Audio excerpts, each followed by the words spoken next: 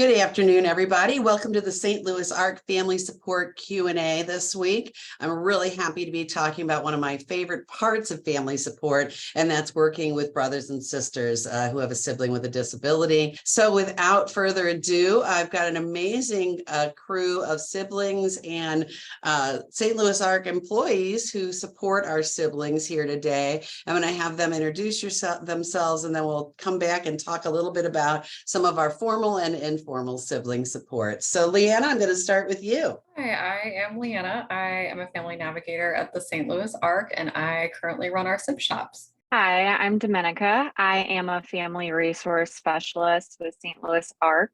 I am a sibling. My older brother Carlo has Down syndrome, and I'm here to provide sibling experiences. Hello, I'm April. I started at the St. Louis ARC about 2 years ago as a family resource specialist. I am currently transitioning into eligibility and intake navigator. I help Leanna and Domenica with SIB Shop. I don't have a sibling with a disability, but I have a son who is 7 and on the spectrum for autism. Hi, everybody. I'm Marianne Tolliver, and I have worked at the ARC for the past 39 years, starting off in residential, moving up into the residential director position for 20 plus years, and then moved into the position that I'm in now, which is the director of residential navigation. So I work with new families, people coming into residential, as well as support our staff to understand how to work with the aging population. I too have a brother with a disability. His name is Richard. And yeah, he's one of my older brothers. I have 5 older brothers, and we all kind of work together and make sure that Dick's living his best life. So we call him Richard or Dick. It goes back and forth. I think that where I'd like to start is, Leanna, for you to talk a little bit about kind of what we know about sibling relationships when there's a sibling that has a disability and what a SIB shop is. Siblings can experience a lot of feeling of being left out and not getting a ton of attention, just because maybe the sibling who does have a disability might have a lot of doctor's appointments and might have a lot of people coming into the home doing therapy with their other sibling, where they might feel like kind of isolated, and also they might not have a lot of friends that also have a sibling with a disability. So they might feel really, really alone with that as well. SIB Shop is a really cool way for them to connect with other people who have a similar experience as they do. And also just a time for them to have fun and talk about themselves. So kind of a good way to connect and have a fun time. I love to hear that. And, you know, one of the things I love about SIB shops, one of the things that they talk about when they start the training with you is that, you know, we anticipate that siblings will have the longest relationships with each other because mom and dad are considerably older. They're probably going to pass away. So being able to create strong bonds between siblings of all abilities is super, super important. Domenica, I'm wondering, you may or may not have had a SIB shop experience. What was it like for you when you were younger? Did you know other siblings that had a brother or sister with a disability? That's interesting that you asked that. I was just talking to Leanna earlier. No, I did not meet another person who had a sibling with a disability until I was 17 years old. I did not know that there was really any sibling supports until I'm a grown up now. Yeah, so really very little experience and very little exposure until my later years of high school. So I'm going to stick with you for a minute and then talk to Marianne, because, you know, I don't want it to sound like this is all about remediating problems with siblings. There's a lot of really great things about having a sibling with a disability. Can you talk a little bit about kind of your joys and maybe some of the things that you had to figure out having a brother with Down syndrome? Well, first and foremost, as many of you know, he is literally my best friend. I think, so we're only 13 months apart. I think that really helped us have such a strong bond because we were so close in age. And I think my parents did a really good job of kind of explaining to me from a young age that like we were more alike than we are different. So there were times where I struggled. I Actually, I wouldn't even call it a struggle because I was a very shy kid. So I did not mind being kind of like in the background. I was like, awesome, no one's looking at me. I can kind of relax. But I think too, from an early age, I realized how different we were perceived and always being told. Now I laugh about it, but I used to be so frustrated when I was younger. Oh, you're just an angel. You're the best sibling. Oh, you're going straight to heaven. I got that so much. And I'm like, I just kicked him in the leg like 20 minutes ago. What do you mean? And so, I mean, we fought just like typically developing siblings, and we argued, we had laughs. It was a full circle relationship growing up. And yeah, so there's ups and there's downs, but there's a lot more ups than there are downs. So I'm very thankful for that. Having met your amazing brother, my guess is that he is continuing to support you socially by opening some doors, making it easier for you, because he is a delight, for sure. Yes, he is the social butterfly. He got that. It skipped me. But yeah, and even in the office, I've met new people just because he's like, "Who's that?" And I'm like, "Oh, I don't know." And he's like, "Well, go find out who they are and tell me." I'm like, "Oh." So yeah, he's my little social butterfly, and he definitely helps me a lot with being more social and willing to, do things that I might be too shy or uncomfortable to do without him. Well, you're a great pair, I'll say that. Marianne, what about you? What was your experience growing up? Being the youngest of all the siblings and younger than Dick, I remember driving him with my mother to school, taking him to school back and forth in the early days. And then once I got into grade school, he's what, 5 years older than me? Yeah, 5 years older than me. And he was at that time was in a special ed class that they had started closer to home in the same town that we were living in. And I remember once when I was in 7th grade or 8th grade, one of my friends had asked about my brother, who their school was in the bottom of the church that was right next door. And I remember feeling just like a little uncomfortable. It's like, well, it's not like we always talk about, all of my brothers or whatnot, or Dick, but it just kind of came to my head here a minute ago. But I would say that as we got older, our paths crossed quite a bit. And now Dick and I love to go out and do lots of different type of social activities. And I'm the person who actually likes to do all that stuff. Dick's very social as well, loves to be around other people, go listen to music and go to parties. And so, we get along really well. The one thing that I would kind of bring up is that, my parents, so I'm a baby boomer, and our parents were of the generation where they didn't talk about anything. They weren't going to talk about, what's going to happen when they're no longer here, or why did Dick have a disability.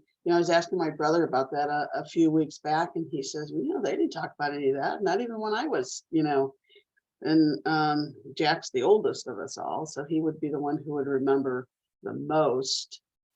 But, there just was no pre-planning, no real discussion about what would happen. And I guess everything just turned out the way it was supposed to. Our parents passed away in 2016. And my brother Dick lives in the family home with one of my other brothers. Everybody kind of pitches in. And we all have our pieces that we're really good at with Dick.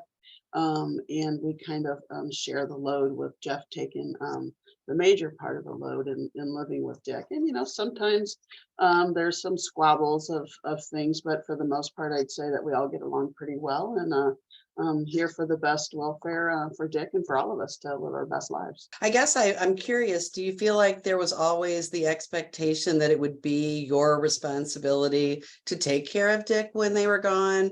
I mean, they didn't talk about it. So what was in your head? Well, of course, it all was in my head that my parents would pass away. Dick and I would live together, and I would be the person who would be taking care of stuff, but just not the way it all turned out. You know, it all turns out, I guess, the way it's supposed to. It was a huge change. I feel like for older siblings, a lot of times it's either that they are assuming they're going to do everything, or maybe they go the opposite direction and they assume, like, wash their hands of it and they don't want to be super engaged. I feel like I've spent a lot of time in my career talking about the middle ground. What would be ideal for you, brother or sister, not just for your sibling with a disability? And I think maybe that's part of what St. Louis Arc can offer to siblings is space for those conversations. And I know you have those with your Planning Forward group, Mary Ann. Yeah, I was just thinking that's one of the reasons why I really like our Planning Forward group. It's to start working with families and for them to start having the conversation with their son or daughter with a disability, and the parents together talking about what the future might look like. What is it that they want, things that they should think about. And we've also had siblings who have joined the group, some who have known a little bit about what was happening before their parents had passed away, and some who were more involved, and some whose parents are still alive, and the siblings are now coming into the picture to understand more about how to best support their brother or sister, whether it's medical or just day-to-day interactions. There's so many different things to know. April, you don't have a sibling with a disability. I'm curious, you joined the SIB shops. What have been your experiences in SIB shops? If I wanted to sign my child up for a SIB shop, what would they expect to have happen? Well, we have a lot of fun. We always have snacks. We always have like movement activities for the kids. Leanna pretty much kind of is the point person of the SIP shop. So I'm there to support. I engage in the activities with the kids so that it just makes it a fun space. I want to add that Leanna has gone through training to be an official SIB shop leader, because we're using a model that's a branded model. It comes with certain components. Is there anything you want to add to that, Leanna? So it's usually just the siblings. We don't have the sibling with a disability attend or parents. It's really supposed to be very therapeutic for the siblings attending. A lot of the questions are based more on what do you and your sibling do, but how do you feel when it's spring break? And it kind of lets them open up about that. And it might not have to be directly about their sibling, but a lot of times it gets brought up. So we try to make it more play-based and therapeutic, but also just very lighthearted. What's the age range again that we're looking for our SIB groups? Yeah, right now we have 6 to age 14. So really it's a very flexible age range. If somebody's really needing to come in though, and they're 5 years old, we'll have them come. So.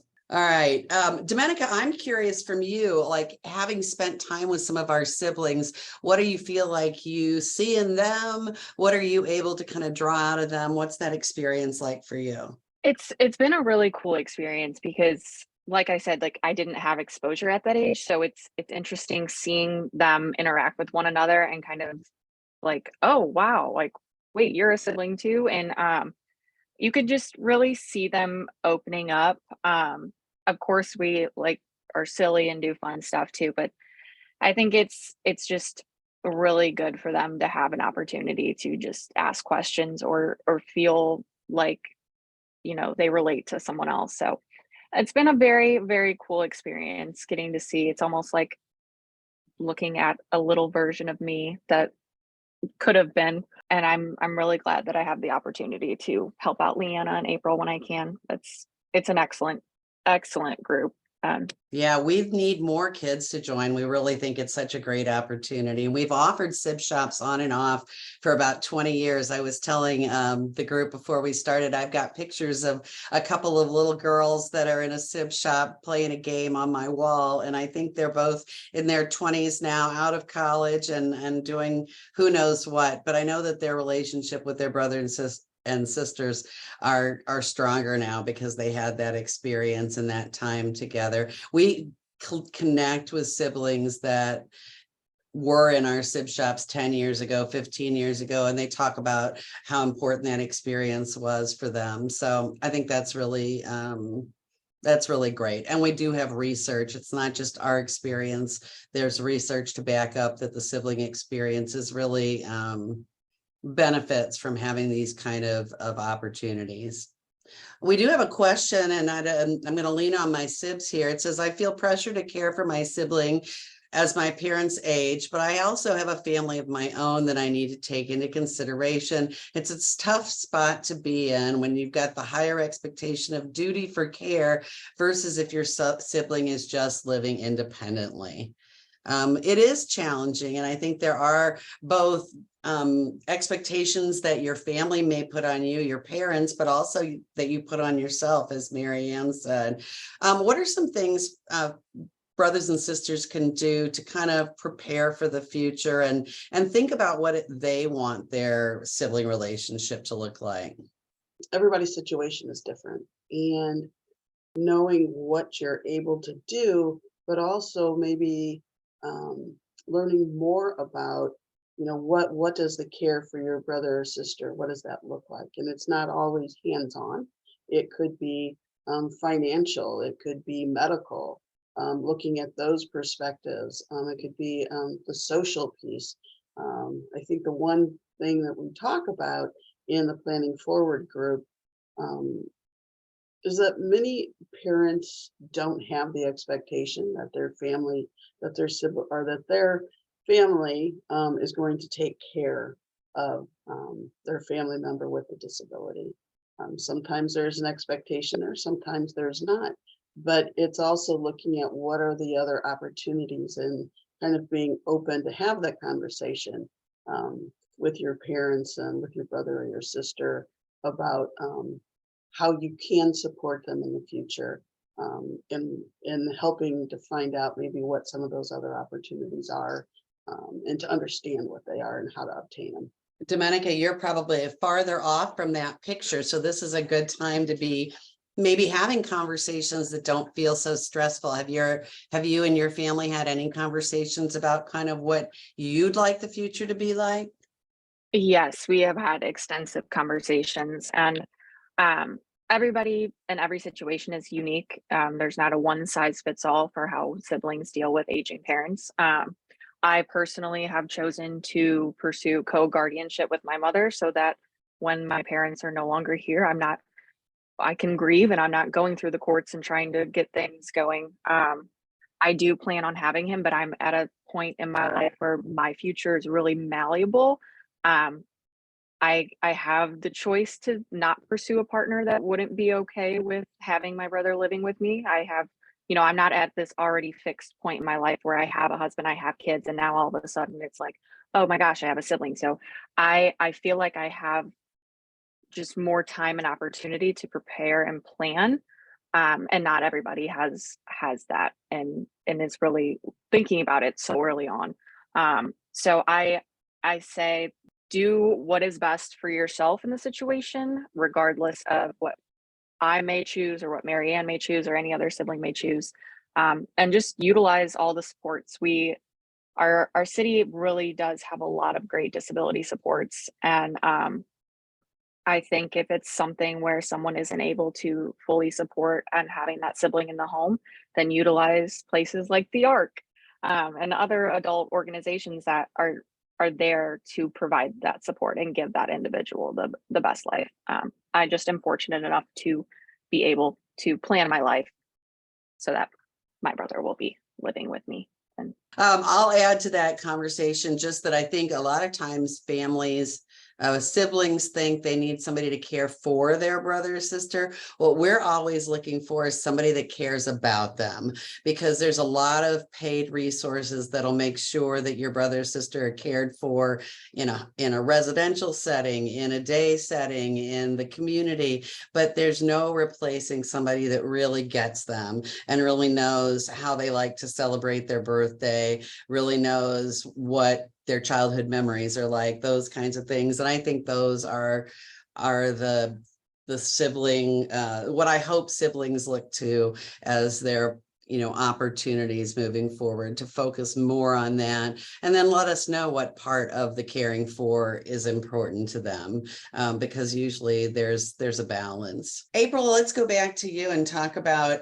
what have, from being a professional and also a mom, when you're working with those littles in the SIB shops, what sort of things do you see them asking questions about? What things do you hope they're taking away from the SIB shop? I think they do a lot more listening than they do asking questions. They are definitely sponges, and it's really great to listen to them talk about themselves and kind of share their feelings and what it is that they have going on in school, or different experiences with their siblings. Leanna, this I didn't ask in advance, so hopefully you've got an answer for this. I'm just curious what the parents say who enroll their kids in this. Is there a reason they're choosing SIB shops, and are you getting any feedback back from them? They usually come to me saying, hey, I'm noticing my child who does not have a disability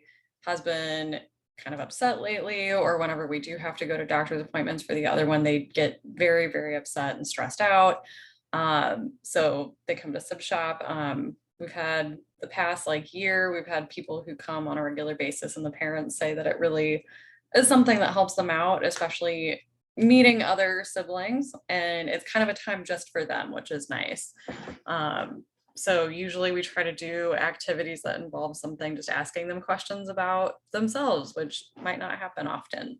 For a while, I was doing quarterly adult sibling meetups, and they were really interesting because each of the siblings, as you said, came from a different place, but a lot of them were really, really eager to learn about systems, to try and understand how the disability system works so that they could be sure that their brothers and sisters were getting everything that they needed. They bounced ideas off each other a lot to talk about how they were coping with, getting a respite provider, or what kind of funding did you have access to look for this sort of thing. And I do think sometimes parents don't include siblings in those conversations because they don't want to burden you.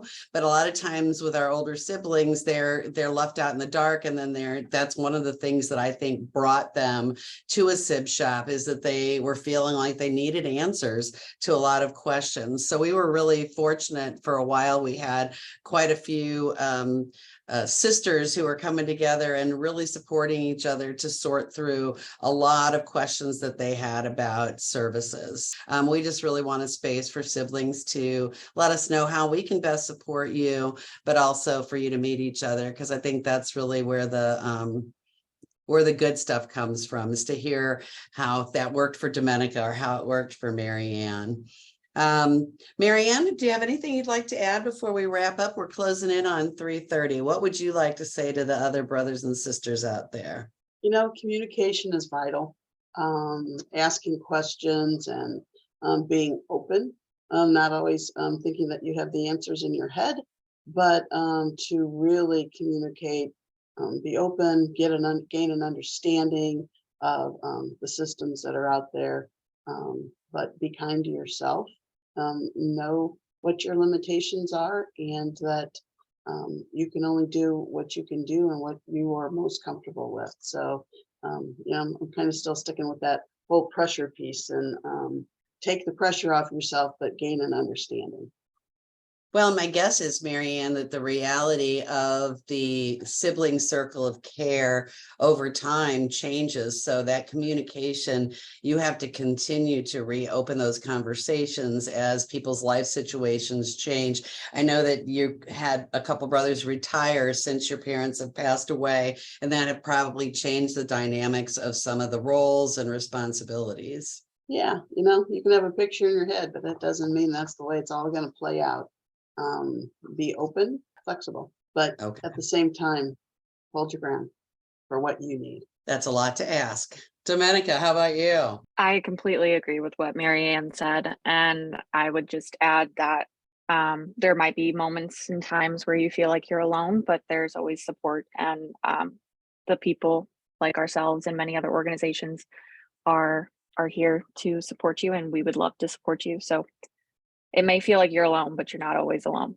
I'm so glad you said that, Domenica. That cues me because I want to remind people that there are national organizations for siblings. So for younger siblings, the siblingsupport.org is part of the Sibling Support Project that teaches us how to do sib shops. They have a lot of really good resources there.